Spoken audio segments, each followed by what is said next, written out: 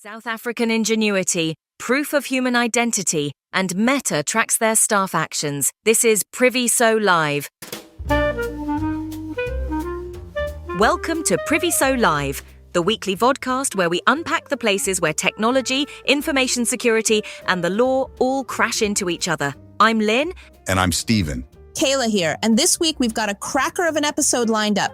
We do. 3 stories on the table. First up, 2 South African women who have built software that stops the equivalent of 82 billion in fraudulent transactions every single month. Yes, you heard that correctly. Then we're talking about a company that wants to scan your eyeballs to prove you're actually a human being and not a bot, which in 2026 is apparently a real and necessary question. And finally, Mark Zuckerberg is watching every keystroke his employees type, not for security reasons, to train the AI that might replace them. Heavy stuff. Let's get into it, and we'll start with the good news, because we need it. South African startup Orca Fraud, founded by 2 women, Thalia Pillay and Carla Wilby, is stopping the equivalent of 82 billion in fraudulent transactions every single month. And that's not a rounding error. To put it in context, that's roughly the GDP of a small country, moving through their platform in 1 month's worth of protected transactions.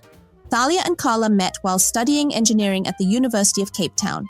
Both went on to work at Stitch, which, for those who don't know, is a South African fintech that builds payment infrastructure. So these 2 know their way around financial systems.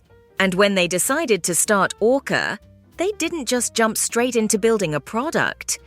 They conducted over 200 market research interviews first. 200.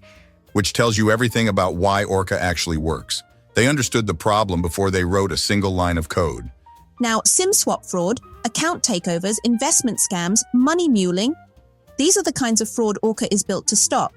Just quickly, money muling is when someone, often unknowingly, sometimes not, allows their bank account to be used to receive and move stolen money. It's a key step in how criminal syndicates launder funds, and it's very much a South African problem. What Orca has built is a real-time fraud intelligence platform. Not reactive, real-time. By the time a fraudulent transaction is flagged, it hasn't moved yet. That's the difference between a recoverable incident and a catastrophic loss. The scale is remarkable. They process over $5 billion in transaction volume monthly across 70 countries. They work with banks, telcos, and payment companies across Africa and beyond. And we don't celebrate this stuff nearly enough. 2 South African women building world-class infrastructure, protecting billions of rands worth of transactions. That's the kind of story we should be shouting from the rooftops. Agreed. And from an information security perspective, what Orca is doing is essentially operationalizing threat intelligence at scale, real-time signals matched against known fraud patterns across a massive network. That's a sophisticated capability. Right, next up. A question that sounds philosophical, but is actually becoming a very practical security problem. How do you prove you're a real human being on the internet? I'd like to think my terrible autocorrect is sufficient proof. Unfortunately, the bots are getting very good at that too. That's literally the problem. It is.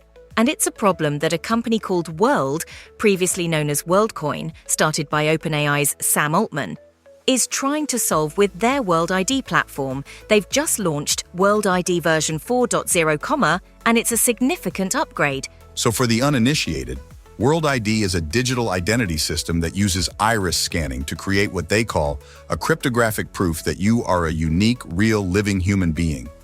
You stand in front of a device called an orb, which looks like a polished silver bowling ball. It scans both of your irises, generates a unique code called an iris code, checks it against a global blockchain database, and if you haven't registered before, you receive your World ID. So it's like a passport, but for your eyes and for the internet, although it just sounds like transitive biometric authentication to me. Well, this is aimed at proving you are a real human, not simplifying authentication. And the reason this matters is that as artificial intelligence becomes more capable, generating realistic text, voices, images, video, and deepfakes, the question of whether I'm interacting with a real human or an AI system is becoming genuinely difficult to answer without some kind of anchor. World ID is designed to be that anchor, and the new version 4.0 has some genuinely interesting additions. They've now got around 18 million verified humans across 160 countries. They've launched something called Selfie Check, so you no longer necessarily need to physically visit an orb location. You can do a facial verification instead.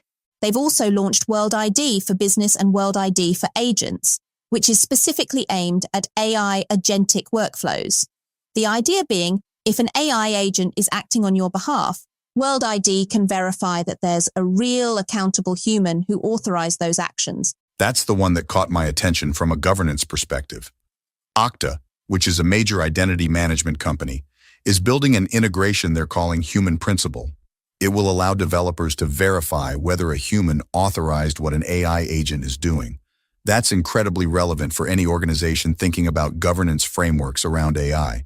The partner list is broad and growing. Tinder is rolling out World ID so you can verify that the profile you're talking to belongs to a real person.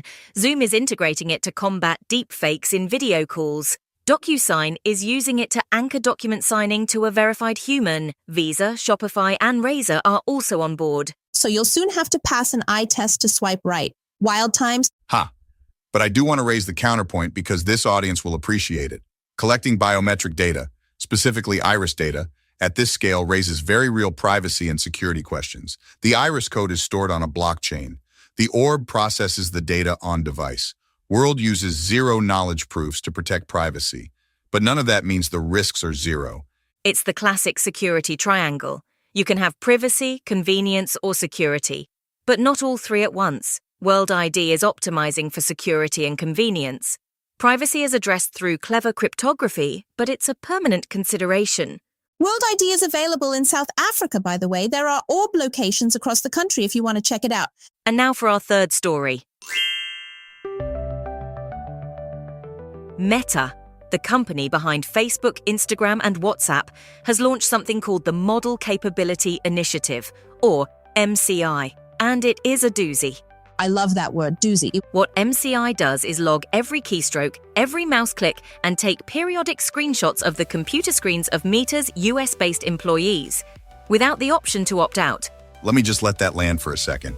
Every keystroke, every click, screenshots, no opt-out. So if I'm typing a message to a colleague, filling in my medical aid forms on my work laptop, or searching something personally sensitive on a work browser, they see it? It's captured, all of it.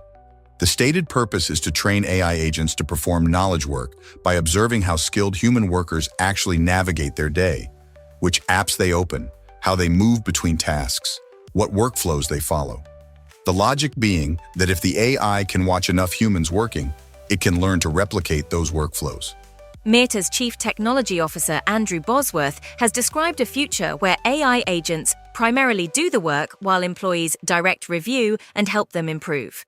Some people call that a productivity revolution. Others call it a very elegant way of documenting your workforce before you retrench them. Which brings us to the elephant in the room. This initiative is running concurrently with a significant round of layoffs at Meta, so the timeline is a bit uncomfortable. Your keystrokes today may well be training the AI that replaces you tomorrow. Internal response has been blunt. Meta employees have used the word dystopian in internal messages. There are legitimate concerns that MCI will inadvertently capture sensitive data, including employee passwords, product development details, personal immigration information, and health-related data, all of which could end up in an AI training data set. Now, here's the part that should be of particular interest to our audience. European employees of Meta are completely exempt from MCI. Why? Because European labour law and data protection regulation, including GDPR, simply does not allow this kind of blanket employee surveillance. So American employees get keystroke logged and European employees don't. The only difference is legislation. Which is a very practical, real-world illustration of exactly why data protection law matters. It's not just paperwork and compliance checkboxes. It is the difference between your employer logging every word you type or not. And for those of us in the South African context, our Protection of Personal Information Act, POPIA, has provisions around the processing of personal information in the employment relationship. Whether surveillance at this level would be permissible under POPIA is a genuinely interesting legal question. We'll come back to that in a dedicated episode. Do keystrokes fall under the definition of biometric information, I wonder? Yeah, I know what I'd be telling my boss if they tried it. We'll leave that to the imagination. Right, that's it for this week's Privy So Live. South African ingenuity fighting fraud at global scale. Silicon Valley scanning eyeballs to answer the "Are you human?" question, and the blurring line between employee and training dataset. We hope you found today's episode interesting. If you did, please share it with your colleagues, your friends, your family. Word of mouth is a strong driver of podcast growth. If you want to hear more of the same, subscribe to Privy So Live on Apple, Samsung, Spotify, iHeartRadio, or YouTube. And if you need security, risk, or ICT legislation advice, contact Privy So Consulting directly at admin@privyso.co.za. And if you have topics you'd like us to cover or questions about anything we discussed today, reach out to us. We love hearing from our listeners. I'm Stephen. And I'm Carla. Thanks for listening. Stay secure. Stay safe, everyone.